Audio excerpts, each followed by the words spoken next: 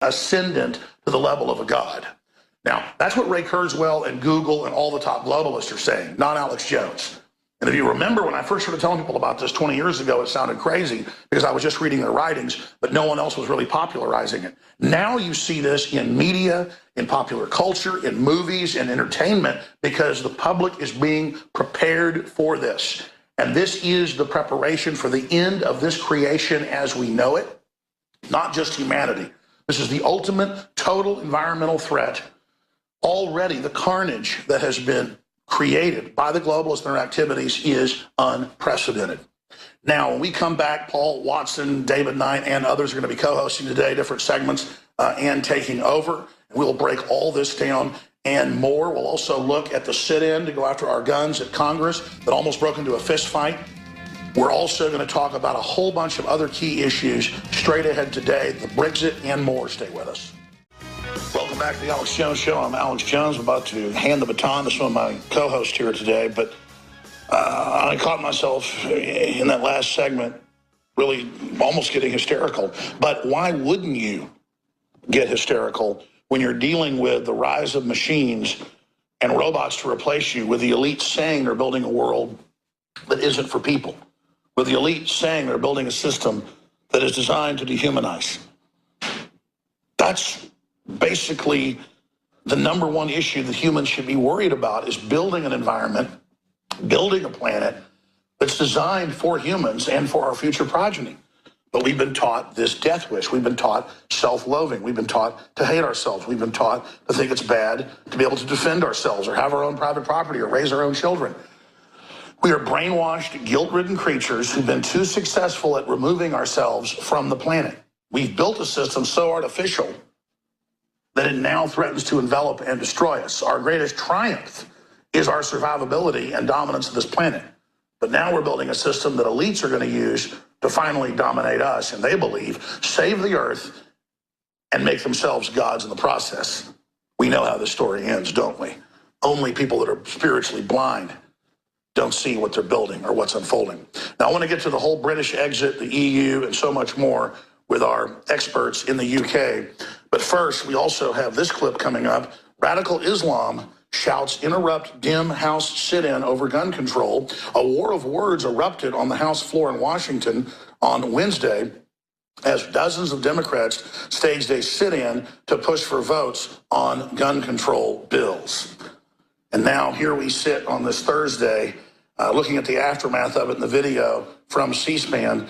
You just have basically the Democrat walking off the stage with Louis Gohmert. And reportedly, they almost got in a fist fight, the media claims, but there's not footage of it that I've been able to see. Radical Islam! Kill these poor people! No fly, no gun! No fly, no gun! No fly, no gun! No fly, no gun! Stop terrorists from getting a gun! Why do you want to let terrorists buy a gun?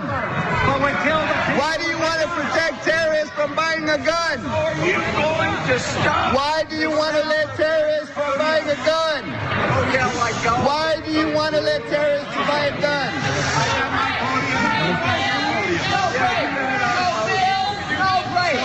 Why are you protecting terrorists?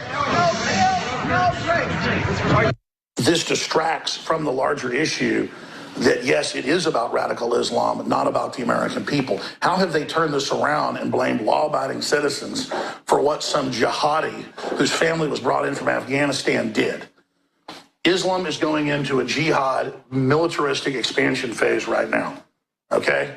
And that's what we're facing. And the answer is arm ourselves against it, and arm ourselves with the First Amendment against it as well, and exercise our free speech. Because Islam and its leftist backers are trying to restrict free speech right now as well. So both are in great peril. Here's part of the article. A war of words erupted on the House floor in Washington on Wednesday as dozens of Democrats staged a sit-in to push for votes on gun control bills. Tensions flared when Republican Representative Louis Gohmert of Texas declared the debate, shouting, "Radical Islam." Now, they say he derailed the debate. It wasn't a debate. They were just taking over, doing their own sit-in. So he went in and shouted back at them. Oh, but that's horrible and evil. They did a sit-in and took over. But, how dare him? He just responded saying it's radical Islam. Democrats chanted, no bill, no break, holding pieces of paper with the names of victims of gun violence across the U.S. It goes on, the confrontation between the Democrats and Republicans nearly turned physical when Gohmert began yelling, radical Islam killed these people, ISIS killed these people, CBS News reported. Democrat Representative Brown of Florida started shouting back at the Republican. Lawmakers on both sides of the parties had to basically pull the two people apart because they feared that there would be blows. You can read the full article and see the videos up on Infowars.com. I'm going to hand the baton over to our great anchors right now. More of my reports coming up today, but bottom line, they're coming after all of our freedoms. It's time to wake up, realize this is happening, and kick the info war into high gear, or we're going to lose. We are back. It's the Alex Jones Show live on this June 23rd edition. Alex will be popping back in with more special reports. I'm Paul Joseph Watson. I will be your host for the balance of the rest of the show. We've got Lauren Southern coming up at the top of the hour. She, of course, has been touring around the migrant camps in Europe. She went to Calais. She's in London now, I believe, and she appeared on a Sky News gun control debate with an individual, a leftist, who engaged in the most blatant actual sexism and misogyny you could ever believe. So we're going to talk about that. We're going to talk about Brexit. Of course, it's voting day here in the United Kingdom. I'm going to get into my experience of voting and kind of coalesce that with reports about vote fraud. Now, 2 minutes ago on my Twitter account, which is @PrisonPlanet, it's the top post right now, you can go there and see a picture which is taken outside a polling station.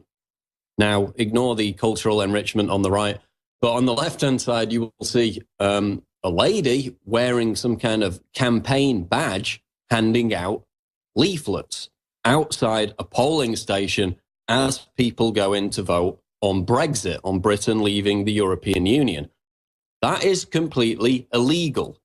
In fact, there are other people who went to vote who were wearing Vote Leave T-shirts. They weren't campaigning. They were just, wearing their vote, with pride. They weren't reaching out to other people. They weren't trying to convince other people.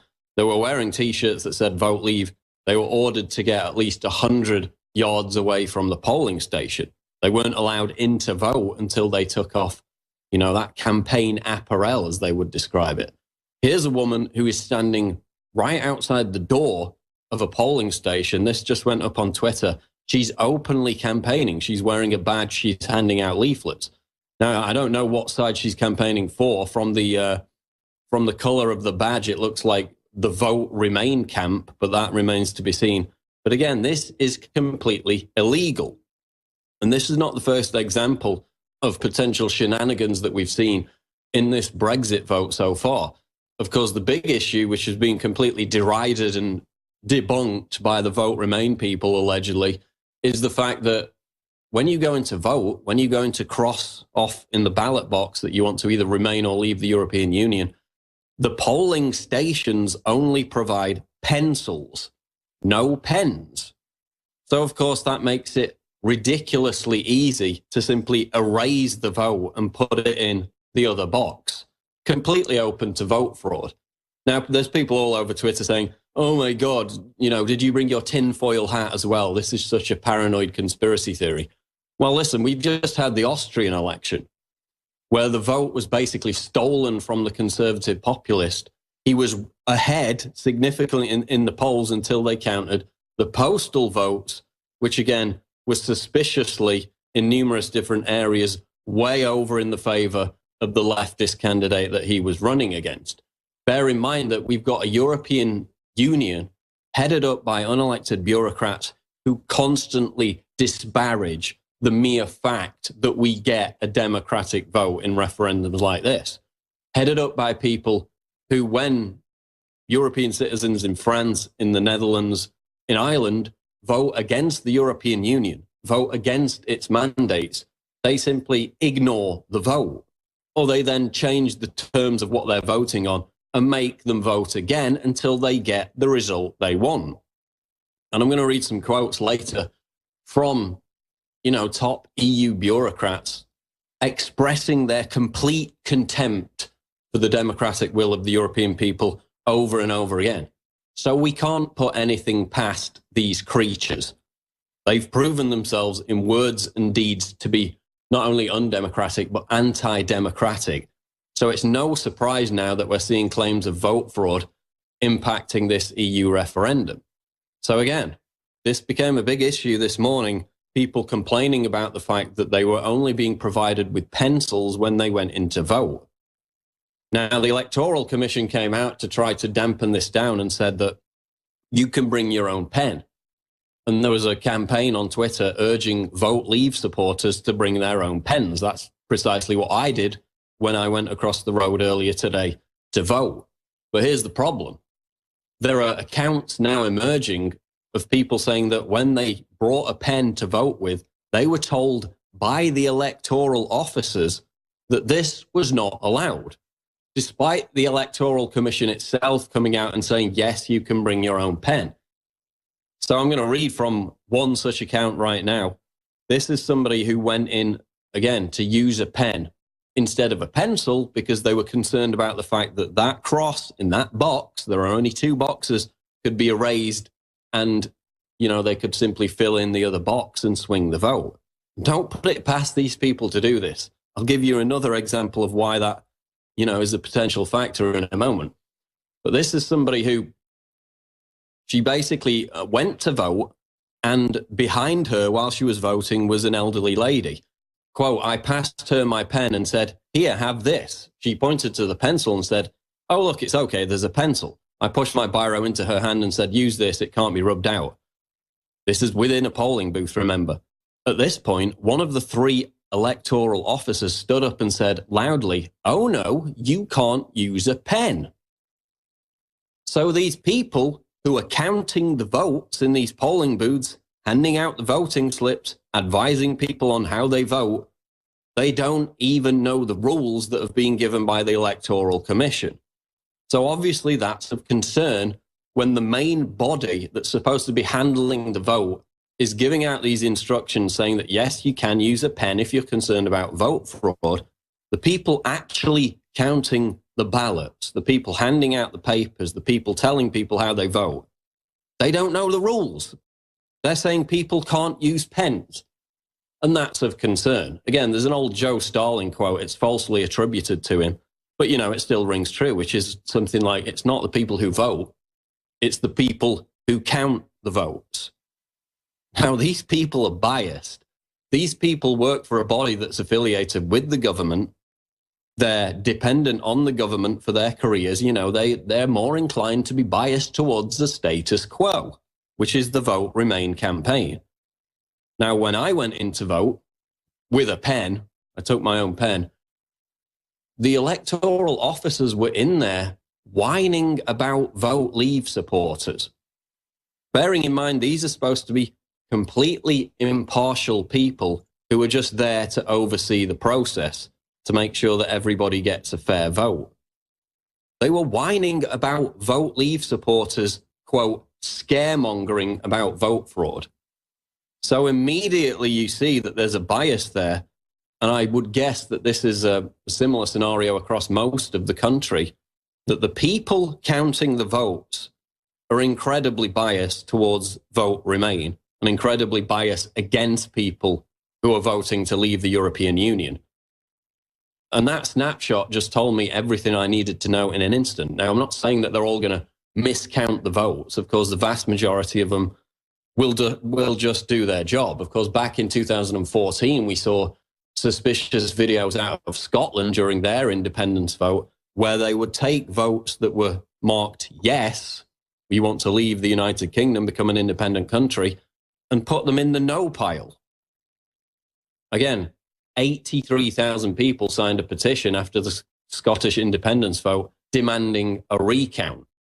So we're already beginning to see signs of shenanigans. There are many people who have said, you know, if it's going to be Vote Leave, the establishment simply won't let that happen. Now, of course, there's a danger of appearing whiny and, you know, just because you lost, you're claiming there's vote fraud, etc., etc. But these reports are starting to trickle out. And in fact, we've got a video which we're going to play which was posted on Facebook just about an hour and a half ago. I shared it on Facebook. And again, it's a woman who brought